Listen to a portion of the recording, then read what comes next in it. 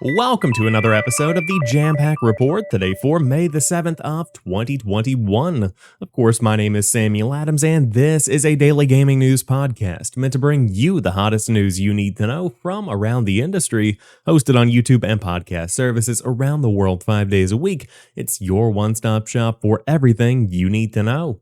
So if you enjoy the show and you like what you see, hit that subscribe button and keep coming back for more. But we have plenty of news stories to dive into today. First off, The Division is getting even bigger. Then we have some PlayStation 5 news. A new model could be on the way. And on top of that, Randy Pitchford is saying some very strange things. But what else is new? So without further ado, let's go ahead and dive into it. First off, an update on the Tom Clancy's The Division universe. This comes from the Ubisoft blog. When we launched Tom Clancy's The Division in 2016, the team at Ubisoft Massive and all of our studios around the world had high ambitions for what was then the first completely original IP under the Tom Clancy's umbrella since 2009. Not to mention, it was also an ambitious game unlike anything Ubisoft had produced before. Thanks to you, our fans, the reception to The Division exceeded our expectations, breaking multiple Ubisoft records. You continued showing phenomenal support in the years since, playing with and against each other across major post-launch content for the original game. You also came along with us for the highly anticipated launch of The Division 2, making it one of the most successful games of 2019, and its 2020 expansion, The Division 2 Warlords of New York, the most active in the game's history. Through all of this, you have created an incredible community of over 40 million players, setting the franchise on an expanding trajectory that now includes more games and more transmedia content set within the Division universe that we are unveiling today. While work continues on The Division 2, other Ubisoft teams have been exploring additional ways to introduce The Division to even more players.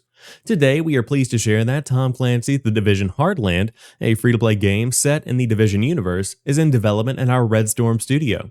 Having worked on Tom Clancy games since 1997, its extensive experience across numerous genres and games, most recently The Division and The Division 2, makes Red Storm a perfect fit for this project. Heartland is a standalone game that does not require previous experience with the series, but will provide an all-new perspective on the universe in a new setting. The game will be made available in 2021 to 2022 on PC, consoles, and cloud. Those interested in participating in its early test phases can sign up here. Heartland is not the only new game in development. The Division will also be coming to mobile platforms for the very first time, bringing the universe to an even wider audience. We'll have more details on this exciting project at a later date. As previously announced, brand new content will be coming to The Division 2, with development led by Ubisoft Massive and support from Ubisoft Bucharest. While it's still too early to discuss any specific details, this update will include an entirely new game mode for the Division franchise and new methods for leveling your agents, with an emphasis on increasing build variety and viability. We look forward to revealing more later this year ahead of the content's late 2021 release. And if that's not enough, we also have The Division film in development with Netflix, thanks to Ubisoft Film and Television. Inspired by the events of the original game, the film will star Jessica Chastain and Jake Gyllenhaal, and we recently announced that Rawson Marshall Thurber is at the helm as director. This film also marks the first big step in a broader plan to expand the Division universe's transmedia offerings. With that in mind, we're revealing an original novel coming from our publishing partners at Aconite. This new story is set after the events of The Division 2 and explores how the outbreak affects different regions of the United States as agents fight to secure supply routes. It's an exciting time to be a fan, and we can't thank you enough for your continued support of The Division, and we also want to thank all of our teams that continue to improve, grow, and expand upon its universe. We know many of you are eagerly awaiting more details on all of these projects, and we'll be sure to share them as soon as we are ready, so stay tuned. That's all for now. Signing off, Elaine Core, Executive Director of Ubisoft EMEA. I believe I said that name correctly. But there is your timeline for the Tom Clancy's The Division universe. You have The Division 2 Warlords of New York released here, then you have Heartland, The Division 2 is then getting new content, then you see the mobile game released, followed by the novel, followed by the movie. So if you wanted to learn the order of operations, there you have it. Cool to see. I think that this is going to be a very big win for The Division as an entity, as an IP, because of this free-to-play accessibility. And on top of that, it makes sense to offer some kind of free-to-play offering for The Division because of the type of game that it is. the more players that are in this game, the better off the game will be. In a way, I believe The Division should follow the exact route that you see Bungie taking with Destiny 2, where it is largely free to play at this point, and so therefore you can grow the base of players, and you can really generate hype around these new events that are happening in-game and generate revenue from alternative routes as compared to your traditional pay $60 to $70 for a brand new game and then potentially $40 to $50 for expansion kind of model. Heartland, of course, has no definitive release date, again releasing sometime between 2021 and 2022, so that is very exciting, coming up pretty soon in the grand scheme of things, but I can't wait to dive in and give this one a shot. I did not get into The Division 2. I played a good bit of the original Division, but I began to fall off after a bit. I'm not a big grindy kind of guy when it comes to the Destinies of the world, and when it comes to the big grind fest that you tend to see in that kind of game, just not really my cup of tea. But I enjoy the gameplay of The Division. I think it does a lot of things very, very well, and so a free-to-play game that offers me the opportunity to dive in and give stuff a shot without commitment, in the same way that I would feel committed to a game that I just paid $60 or $70 for, is something that is certainly enticing to me. My question is, what does this mean when it says it's coming to PC, consoles, and cloud? Does that insinuate Stadia? Does that insinuate other services? I suppose we will wait and see. Of course, we have GeForce Now potentially on the way, but does that include potentially coming to Game Pass, Xbox Cloud Gaming, or does that include PlayStation Now? We'll see what that entails. Regardless, exciting time to be a The Division fan, and on top of that, with movies and books on the way, I'm sure that it will just continue to grow year after year. But when Heartland eventually releases, you can absolutely play it on the PlayStation 5, and it looks like many of you might be playing that on a brand new designed PlayStation 5.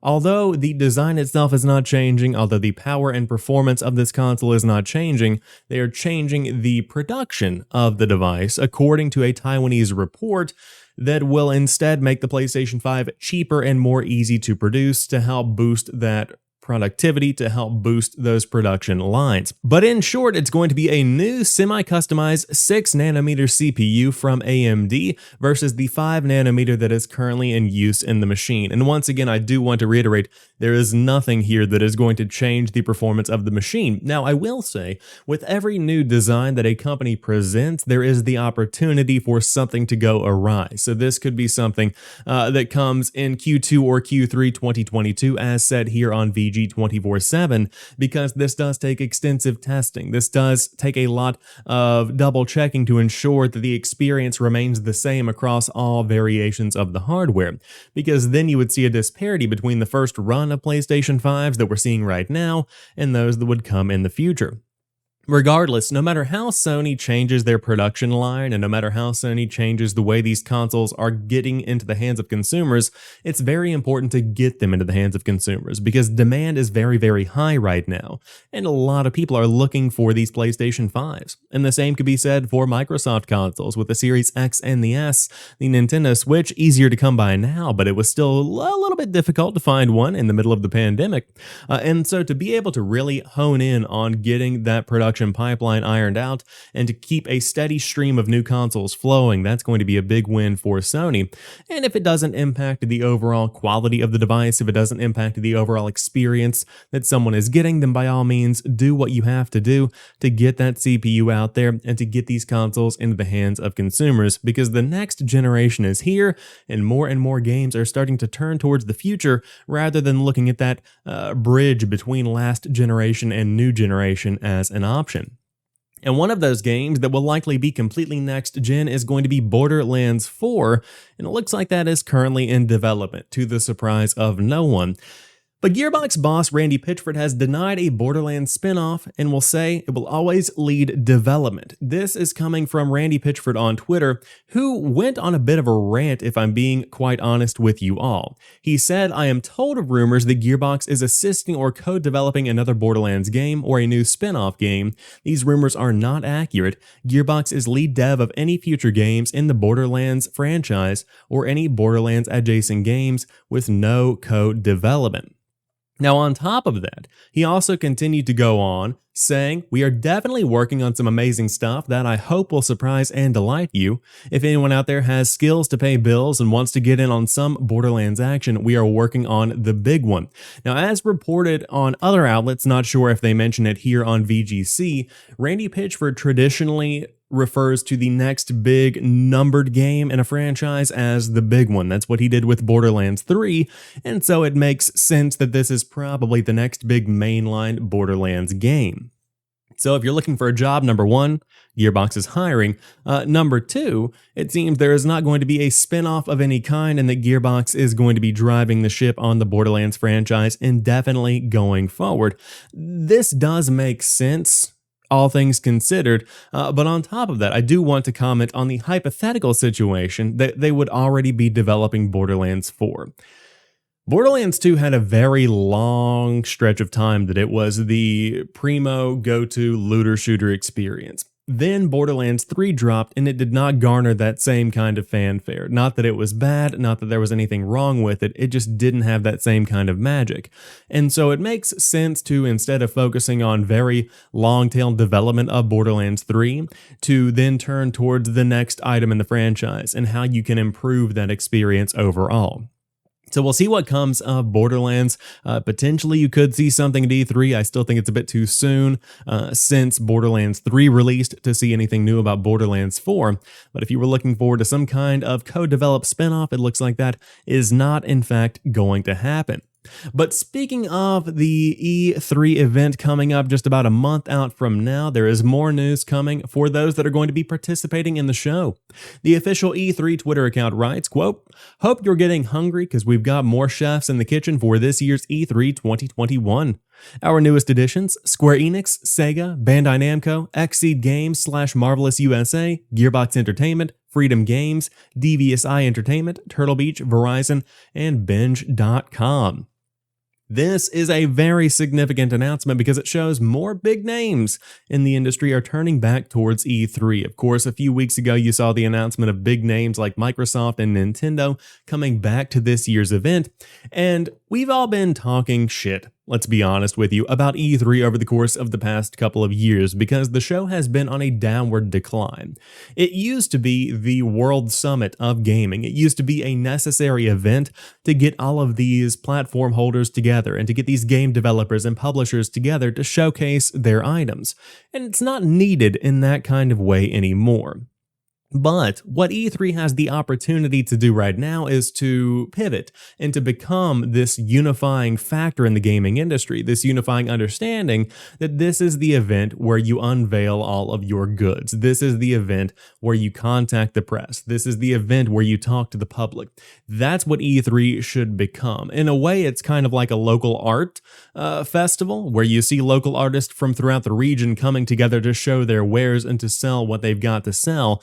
That's what E3 should become for the larger gaming audience, because while you have these independent events that are held, it becomes difficult to keep up with all of this. I know Jeff Grubb, one of my favorite games journalists and reporters, has the Summer Game Mess, where he's effectively making a giant list of everything happening throughout the summer, and between independent events that are scheduled and E3 itself and the Summer Game Fest that Jeff Keighley is hosting, it's just becoming a bit overwhelming. And so to be able to get the biggest platform holders and the biggest developers and publishers and entities in the industry together for one unifying event really consolidates how much time has to be spent on this and lets the focus be more on the games themselves rather than on looking forward to all these big events.